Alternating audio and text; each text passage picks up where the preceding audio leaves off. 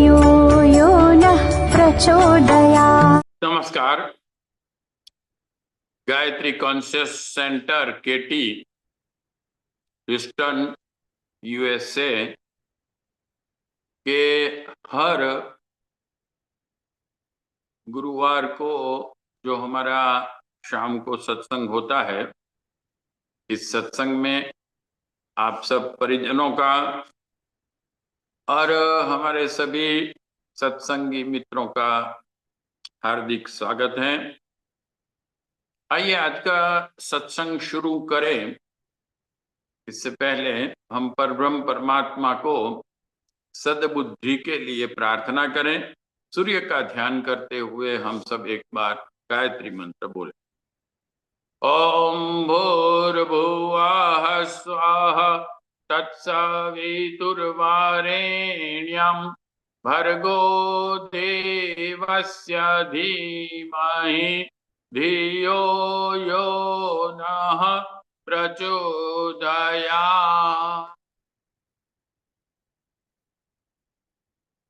व्यक्तित्व निर्माण के लिए जो हमारे दो शास्त्र हैं, उसका चिंतन हमारा चल रहा है और हमने योग दर्शन, अष्टांग योग के बारे में संक्षिप्त में अभी तक समझने की कोशिश की थी।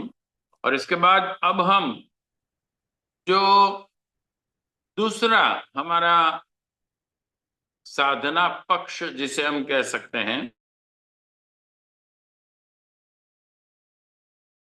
ये साधना कही जाती है,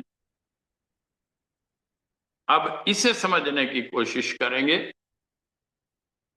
गायत्री की पंचकोशी साधना का अर्थ है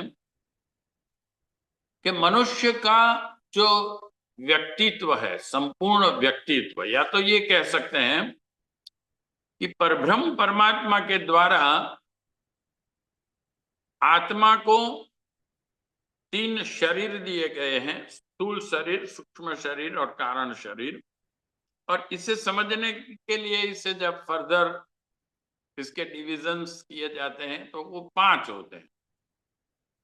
जो स्थूल शरीर है इसे हम अन्नमय कोश कह सकते हैं, और जो सूक्ष्म शरीर है वो प्राणमय और मनोमय कोश भी कह सकते हैं। इसके 2 पार्ट करके डिटेल में समझाया गया और कहा जाता है कि थोड़ा बहुत जो प्राणमय कोश है वो अन्नमय कोश के विषय में भी आ जाएगा। और फिर जो कारण शरीर है, यह कारण शरीर जो है उसे हम विज्ञानमय कोश और आनंदमय कोश, ऐसे उसके 2 डिवीजन के रूप में हम समझ सकते हैं। तो आत्मा को जो शरीर यानी कि जो व्यक्तित्व मिला है, जिससे आत्मा इस भौतिक जगत में मैनिफेस्ट होता है, आत्मा का मूलभूत स्वरूप परब्रह्म परमात्मा का अंश होने से जितने भी परब्रह्म परमात्मा के गुण होते हैं वो सभी होते हैं आत्मा में भी। जैसे एक समुद्र है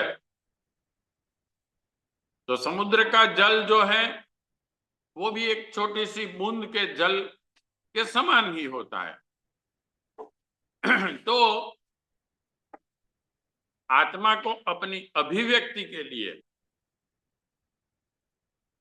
आत्मा को मैनिफेस्ट होने के लिए परब्रह्म परमात्मा ने 3 शरीर, जिसे हम डिटेल में समझने के लिए पंचकोश कहेंगे, और इस पंचकोश को अब हम समझने की कोशिश करेंगे। लेकिन इसके पहले हम थोड़ा बहुत गायत्री माता को जो सिंबल के रूप में हमें समझाया गया है, जिनके 2 मूर्तियां, 2 चित्र हमें दिए गए हैं, एक है एक मुखी गायत्री माता, एक है पंचमुखी गायत्री माता। एक मुखी गायत्री माता व्यक्तिगत साधना के लिए, ध्यान के लिए हैं, और इसे गायत्री और सावित्री भी कह सकते हैं। और जो पंचमुखी गायत्री माता की मूर्ति या तो चित्र जो हमें दिया गया है, उसे हम ब्रह्मांड व्यापी चेतना को भी हम समझने की कोशिश करें और हमारे व्यक्तित्व को भी समझने की कोशिश करें, क्योंकि वैसे जो भी पूरे ब्रह्मांड में या परब्रह्म परमात्मा में है, वो सब कुछ हमारे व्यक्तित्व में बीज रूप से है। तो दोनों समान। हम अगर अपने आप को समझ लेते हैं, अपने व्यक्तित्व को सही तरीके से समझ लेते हैं, तो हम परब्रह्म परमात्मा को भी समझ लें। तो सावित्री या तो पंचमुखी गायत्री जिसे कहा जाता है, यह हमें साधना की प्रेरणा देती है। ब्रह्मांड व्यापी चेतना क्या है, यह समझाने की कोशिश करती हैं। तो इन सब के आयाम समझते हुए सभी एस्पेक्ट्स में हम समझने की कोशिश करें। तो पहले एक बार गायत्री माता की मूर्ति को थोड़ा बहुत समझ लें। जो प्रत्येक देवता है, उनकी सभी की कोई ना कोई एक मूर्ति बनाई हुई है, चित्र बनाया हुआ है हमारे ऋषि मुनियों ने, और इनमें बहुत कुछ सिंबॉलिकली हमें समझाया जाता है। क्योंकि परब्रह्म परमात्मा अनमैनिफेस्ट अवस्था में है, लेकिन जब वो मैनिफेस्ट होते हैं, यानी कि जो संकल्प करते हैं और इस पूरी सृष्टि का सर्जन होता है, तो इस पूरी सृष्टि का जो मैनिफेस्टेशन हुआ उनके द्वारा, और यह सृष्टि का जो संचालन हो रहा है, उन सभी शक्तियों को, उन सभी सद्गुणों को देवता के रूप में समझाया जाता है। वैसे कोई देवता व्यक्तिगत कोई व्यक्ति नहीं होते, क्योंकि अगर व्यक्ति होते तो गुरुदेव ने तो कहा है कि ऐसे चित्र विचित्र व्यक्ति कहीं मिलते नहीं है। ब्रह्मा के 4 मुख हैं, कार्तिकेय के 6 मुख हैं, गणेश भगवान का सिर हाथी का है, और ऐसे ऐसे जो ज्यादा कई देवताओं के हाथ होते हैं, पैर होते हैं, और ऐसे ऐसे हमें चित्र और मूर्तियां दी गई हैं। लेकिन ये सिंबॉलिकली है। हम देखते हैं विश्व में भी ये सभी धर्मों में, सभी फिलॉसफी में सिंबॉलिकली समझाने की जो कोशिश होती है वो अच्छी रहती है। बच्चों को भी सिंबल से ही समझाया जाता है। एक बार एक चित्रकार ने एक छोटी सी ऐसी मूर्ति बनाई, तो मूर्ति कैसी थी, उसके आगे के बाल थे और वो सब उसका चेहरा ढक देते थे, और पीछे कोई बाल नहीं था। उसके पैर में पंखे लगे हुई थी 2। तो ऐसे ऐसे चित्र उसने जो बनाए, फिर कहा कि भाई ये क्या है। तो बच्चे वो समझने की कोशिश करेंगे कि अरे भाई ये क्या है, ये ऐसा कैसा चित्र है। तब उसने कहा कि ये अपॉर्चुनिटी है, तक जीवन में आए। अब ये जब आती है तो उसे पहचान लेना डिफिकल्ट है, क्योंकि आगे बाल है, चेहरा दिखाई नहीं देता। तो बहुत ही समझ करके आपको उसे पहचान लेना, और आने के बाद तुरंत आपको उसे बाल से पकड़ लेना है। अगर वो चली गई तो पीछे तो बाल नहीं, खुद पकड़ने का नहीं होगा, गई बात। और उसके तो पैर में भी पंख लगे हुए हैं, तो फुर करके उड़ जाएगी। तो ये जो तक मिलती है मनुष्य को, इसके बारे में देखिए कितना अच्छा उन्होंने कल्पना की, एक मूर्ति बनाई और इससे समझाने का प्रयत्न। ऐसे ही हमारे ऋषि मुनि सभी देव शक्तियों को समझाने के लिए मनुष्य आकार की मूर्तियां बनाई, क्योंकि आत्मा को भी परब्रह्म परमात्मा ने अभिव्यक्ति के लिए जो शरीर दिया है वो परिपूर्ण अभिव्यक्ति कर सकता है, ऐसा। चेहरे के हाव भाव, हाथों के हलन चलन, इन सब के द्वारा वो पूर्ण अभिव्यक्ति करता है आत्मा। तो ये मॉडल सबसे बढ़िया है, मनुष्य शरीर। और इसीलिए देव शक्ति को जहां तक हो सका मनुष्य शरीर के रूप में मॉडल उनका बनाया, ताकि ठीक तरीके से उसे एक्सप्रेस किया जाए। अब देखते हैं गायत्री मां। हमारी जो पंचकोशी साधना जिसके बारे में हम चिंतन करने जा रहे हैं, तो वो सावित्री की मूर्ति जिसे कहा जाता है, या तो पंचमुखी गायत्री माता कहा जाता है, इसके बारे में हम देखेंगे। एक मुखी गायत्री माता ध्यान के लिए व्यक्ति। अब देखिए इनका वाहन क्या है, हंस है।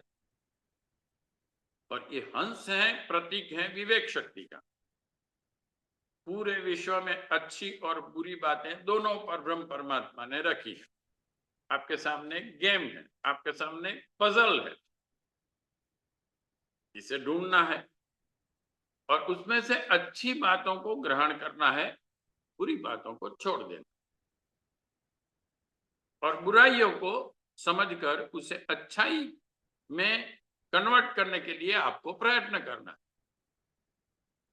तो हंस क्या करता है, उसके सामने दूध और पानी रखा जाता है, तो वो दूध पी लेता है, पानी को छोड़ देता।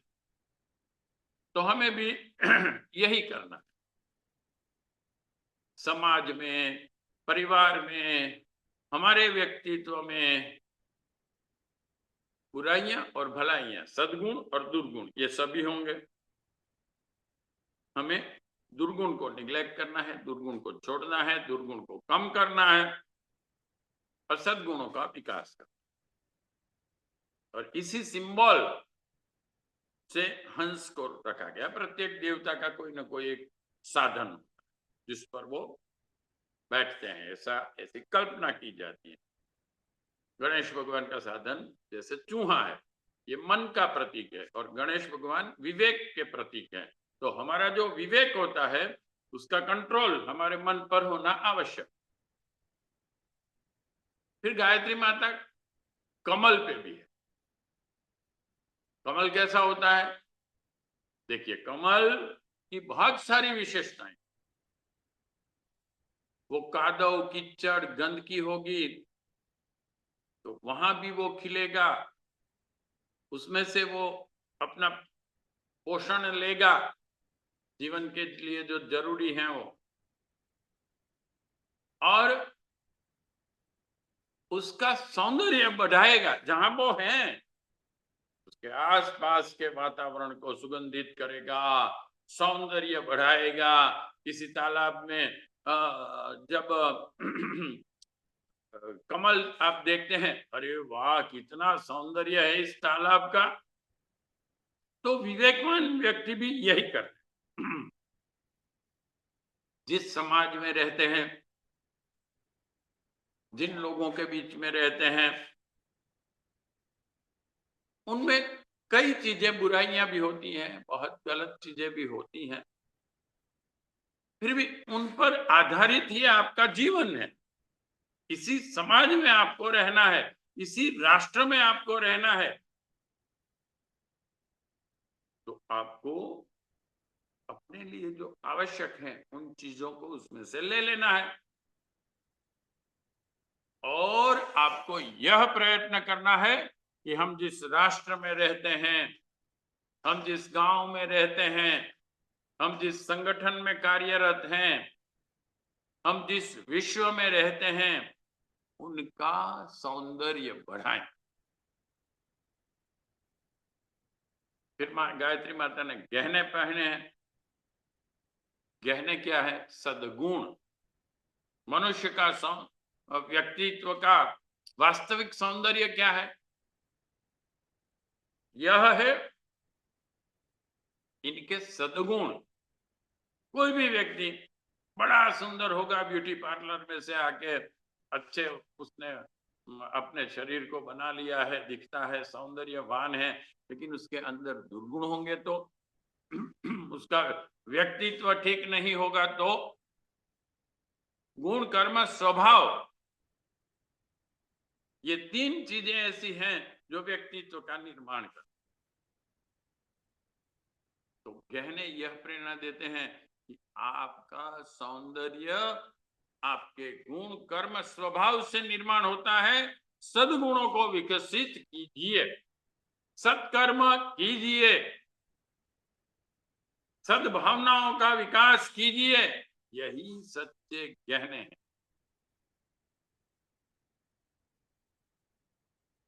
फिर गायत्री माता तो आप देखेंगे गुरुदेव ने बहुत ही युवा, हमारे ऋषि मुनियों ने भी बहुत ही युवा अवस्था में दिखाया और फिर उसे माता के स्वरूप में देखा। तो इसके लिए क्या करना पड़ेगा? आपको अपने आप को 1 साल का बच्चा बना देना पड़ेगा। और 1 साल का बच्चे की माता बड़ी युवा होती है, लेकिन बच्चे का जो दृष्टिकोण होता है वो मातृत्व भाव से होता है। यह दृष्टिकोण आप में निर्माण करना है। फिर इनके 10 हाथ हैं। ये 10 हाथ देखिए, प्रत्येक जो हमारा शरीर हो या मूर्ति में जो अभिव्यक्ति करने के लिए मूर्तियां बनाई गई हैं, तो इनका जो बायां अंग होता है इसे हम भौतिक रिप्रेजेंटेशंस कह सकते, बाह्य। और जो दाहिना अंग होता है इसे स्पिरिचुअल, आध्यात्मिक या आत्मिक प्रगति या आत्मिक की अभिव्यक्ति कह सकते हैं। आत्मा, चेतना, देवत्व इसे कहते हैं। और जैसे गणेश भगवान का बायां दांत उन्होंने तोड़ दिया है, तो भौतिक चीजें में जो दिखावा करने के लिए हम खर्च करते हैं, क्योंकि हाथी का बाहर का जो दांत होता है उसका कोई उपयोग नहीं होता है, वो दिखावे के लिए होता है।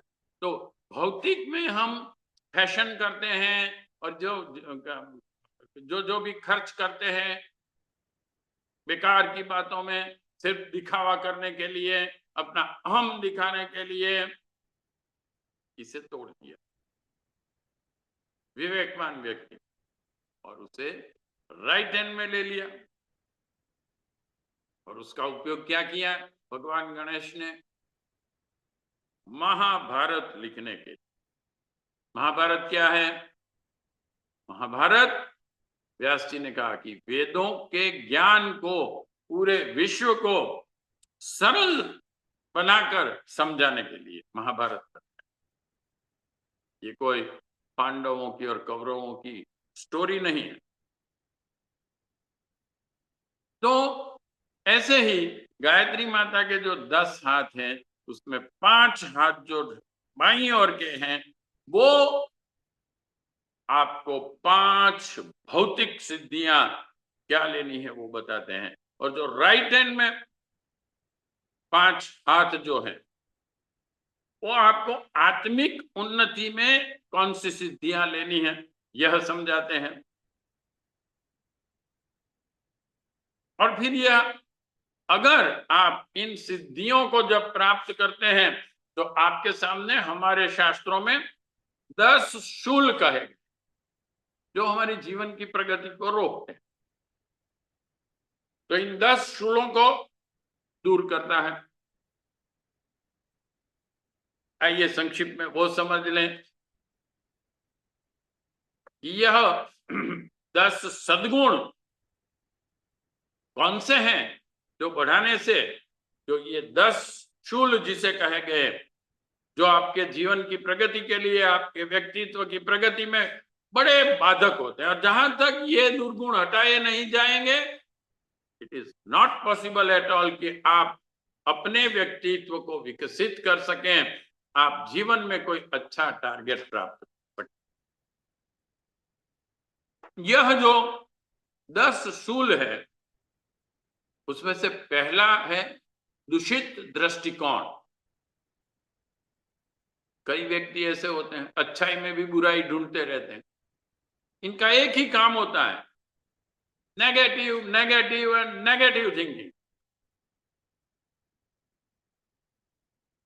उन्हें किसी भी जगह पर अच्छाई दिखाई ही नहीं देती है। महापुरुषों में बुराई देखेंगे, अच्छे संगठनों में बुराई देखेंगे। अरे भगवान तक में बुराई की ही बात करेंगे, देखें, भगवान की भी बुराई देखेंगे। यह है दूषित दृष्टिकोण। हमें सबसे पहले यह जो एक शूल है उसे हटाना है। दिव्य दृष्टि होनी चाहिए हमारी। हमारी दृष्टि दिव्यता सभर जब बन जाती है तो आप देखिए, अर्जुन को भगवान कृष्ण ने जब दिव्य दृष्टि दी तब उन्होंने परब्रह्म परमात्मा का विराट स्वरूप देखा। आपके दृष्टिकोण में परिवर्तन लाना। हमारे कर्मकांड में हम जो यज्ञ के या तो पूजा के आखिर में हम मूर्ति का विसर्जन करते हैं, तो ये इसमें से क्या हमें सीखना है? हम उसमें से यह सीखते हैं कि जिस मूर्ति में अभी तक हम परब्रह्म परमात्मा को या देव शक्तियों को देखते थे, वो मूर्ति को हमने समुद्र में डाल दी तो उसका एक एक कण पूरे विश्व में व्याप्त हो गया। तो हम भी अब जो मूर्ति में ही भगवान को देखते थे उसे अब कण कण में व्याप्त देख किया राम मई सब जग जानी। हमारा दृष्टिकोण उस विराट परब्रह्म को देख सके ऐसा बनाना।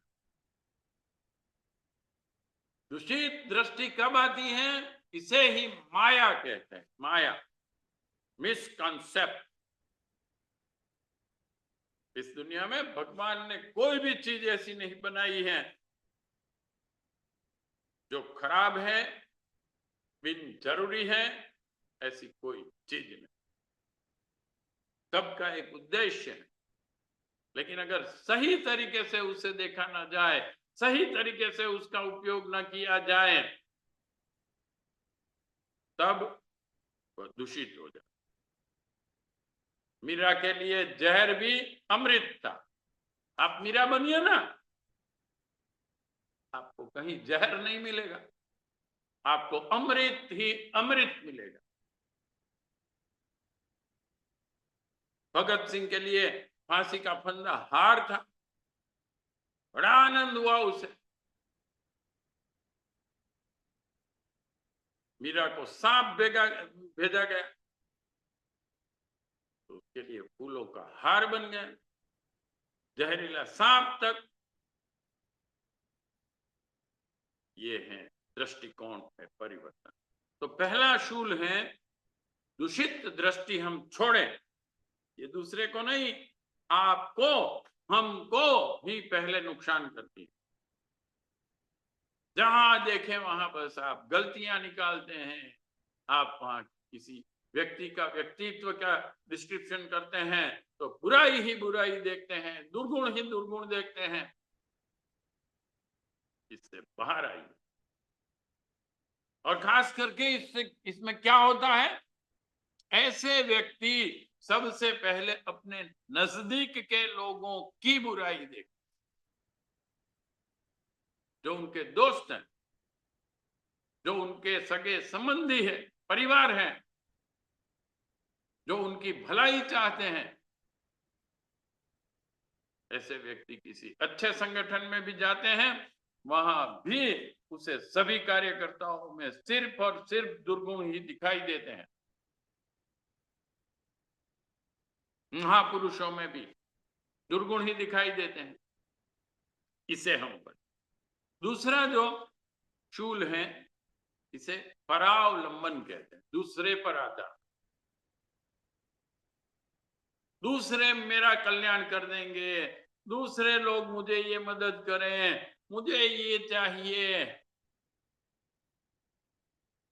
मेरे माता पिता को मुझे हेल्प करनी चाहिए, मेरे भाई को मुझे हेल्प करनी चाहिए, ये सब मुझे ये नहीं देते हैं, वो नहीं देते हैं। आपका विकास सिर्फ आप ही कर सकते हैं। और परब्रह्म परमात्मा ने ऐसा रखा ही नहीं है कि किसी एक जीव को दूसरे के परिश्रम से या दूसरे की हेल्प से उसकी उन्नति हो। प्रत्येक जीव पर ब्रह्म परमात्मा ने कर्म व्यवस्था कर दी है। उस कर्म व्यवस्था से अपने उत्थान के लिए या अपनी घटिया परिस्थिति के लिए प्रत्येक जीव खुद ही जिम्मेदार है, खुद ही जिम्मेदार है। परावलंबन छोड़िए, मुझे जब यह हेल्प मिलेगी तो मैं ये काम कर सकता हूं, मैं अकेला कैसे जाऊंगा। रविंद्रनाथ टैगोर जी ने एक अच्छा गीत लिखा है, एकला जाओ खुद ही को कर बुलंद इतना कि हर तहरीर से पहले खुदा बंदे से पूछे कि तेरी रजा क्या। कबीर जी ने भी कहा है, भगवान आपके पीछे फिरने चाहिए, गुरु आपको ढूंढने आने चाहिए। परम पूज्य गुरुदेव श्री राम शर्मा आचार्य जी गुरु ढूंढने नहीं गए थे, गुरु उनको ढूंढते हुए आए थे। इसका कारण एक ही था, अपने को विकसित और पात्र बनाइए। कर्मकांड के पहले यज्ञ में पहला जो कर्मकांड सबसे किया जाता है वो है पवित्र बनना, और पवित्रता का अर्थ होता है पात्रता, और पात्रता का अर्थ होता है फूल खिलता है। भौरे आते हैं, बटरफ्लाइज आते हैं, क्या ये भौरे उपकार करते हैं फूल के पर? नहीं, भौरे ने तो बहुत उपकार कर दिया फूल पर कि वो आए बैठे। भौरे ने कोई उपकार नहीं किया, न तो कोई इस विश्व में किसी पर उपकार करता है। फूल की अपनी पात्रता होती है जो भौरों को खींचकर पात्रता का विकास कीजिए। परावलंबन छोड़िए, आत्मविश्वास जागृत कीजिए। परावलंबन वही करते हैं जिन्होंने अपने आप को जाना नहीं है, अपने व्यक्तित्व को समझा नहीं है, अपने व्यक्तित्व को पहचाना नहीं है। मैं उस पर ब्रह्म परमात्मा का अंश हूं, अपने को पहचाने। तो ये दूसरा जो शूल है, परावलंबन को छोड़े। फिर तीसरा है भय। भयभीत रहते हैं, कल्पनाओं का भय, इल्यूजन्स। अंधेरे में जाते हैं, भय। रस्सी पड़ी है, सांप है भाई। झाड़ी इधर उधर होती है, भूत आ गए। और सबसे बड़ा भय मृत्यु का भय, इसे योग दर्शन में भी कहा गया है। जो 5 क्लेश हैं उसमें से एक है मृत्यु का भय, मृत्यु से डरना। क्योंकि हम मृत्यु क्यों है, क्यों ईश्वर ने बनाई है पर ब्रह्म परमात्मा में, ये हम समझते ही नहीं है। भयभीत वो होते हैं जो अज्ञानी है। भय से मुक्त हो जाइए। गीता में स्थित प्रज्ञ व्यक्ति के 26 सद्गुण बताए। इनमें से पहला है निर्भय होना। मुझे तो अंधेरे में डर लगता है, मुझे अकेले डर लगता है, मुझे ऐसा डर लगता है, उसका डर लगता है। ये भय जहां तक निकलेगा नहीं, आप निर्भय नहीं हो। तो तीसरा शूल हम निकाल डालें, इस विश्व में जो कुछ भी होता है, चाहे मृत्यु भी आती है, तो परब्रह्म परमात्मा की प्रसाद है, ऐसा समझकर आनंद करिए। मृत्यु के बाद आपकी कितनी प्रगति होने वाली है आप जानते नहीं है, इसलिए आप डरते हैं।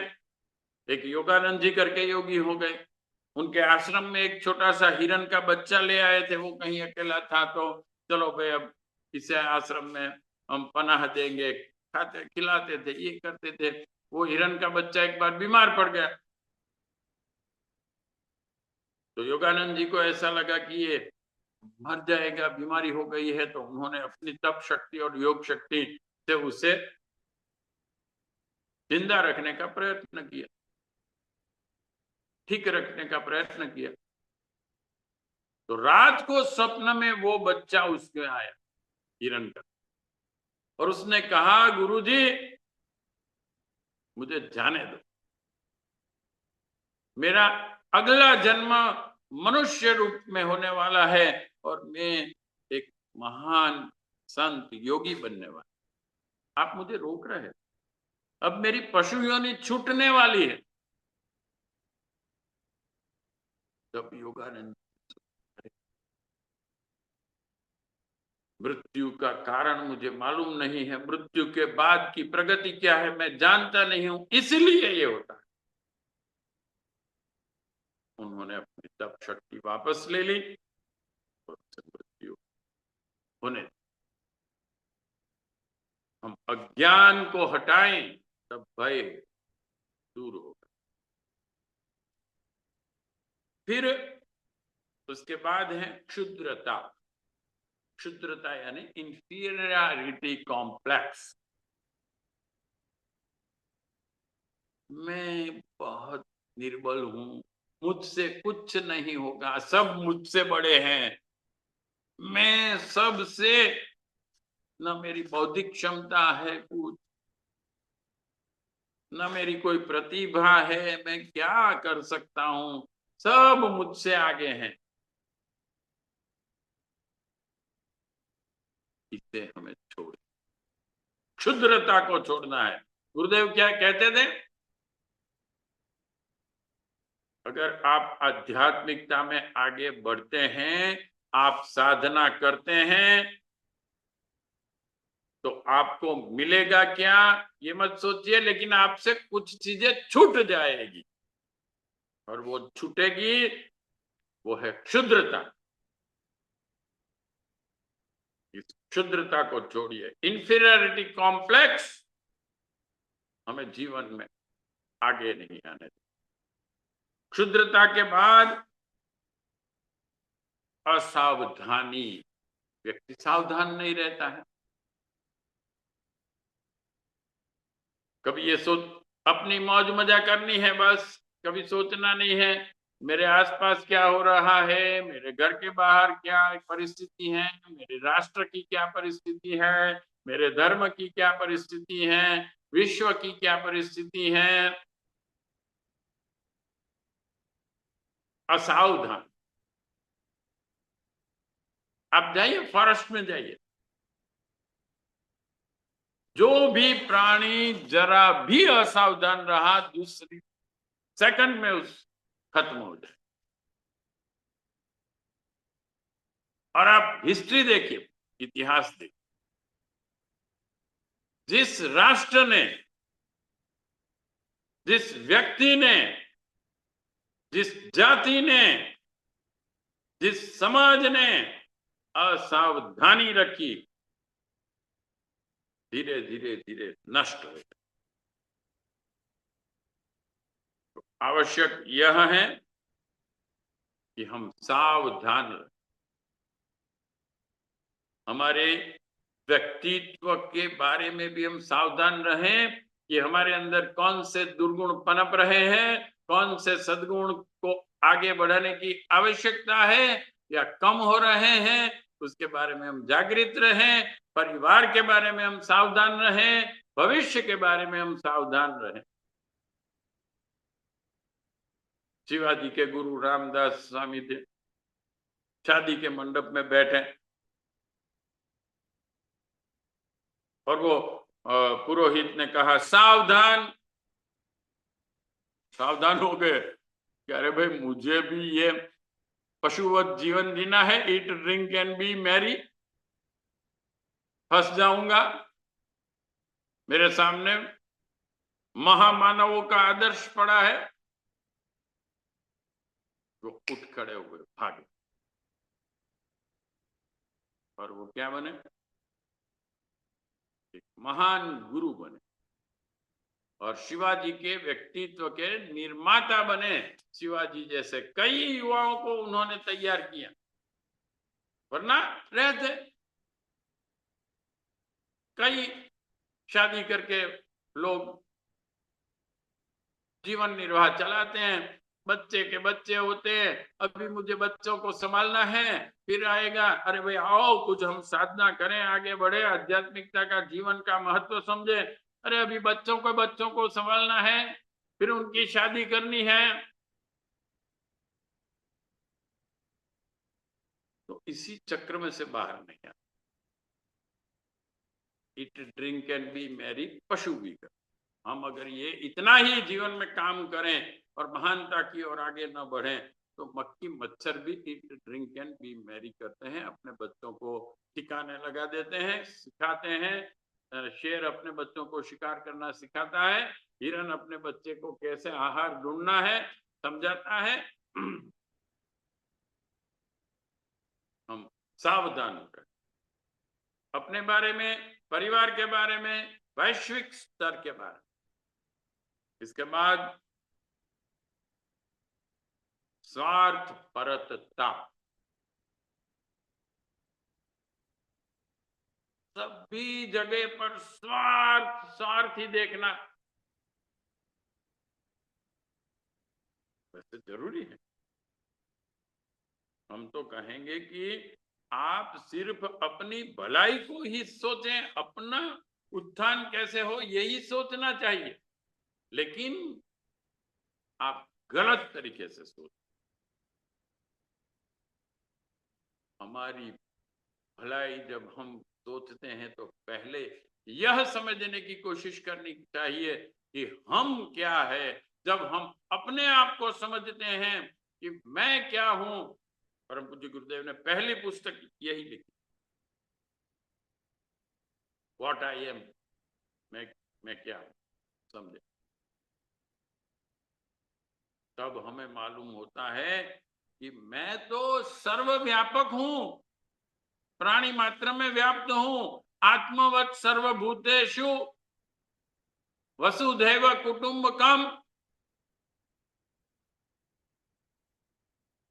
मेरे हजारों जन्म हो गए, उस जन्मों में भी मेरे हजारों रिलेटिव्स थे, मित्र थे, पुत्र, माता पिता, पति पत्नी सब थे, अब भी होने वाले हैं अगले जन्म में भी। ये सब मेरे हैं, मैं ही व्याप्त हूं। अगर आप कहें कि सूर्य वहां है, तो इसका मतलब हुआ आप सूर्य के प्रकाश को सूर्य नहीं समझ। लेकिन जब सुयोग्य दृष्टिकोण आता है, तब हम समझते हैं कि सूर्य और प्रकाश एक ही, यानी कि सूर्य तो व्यापक है।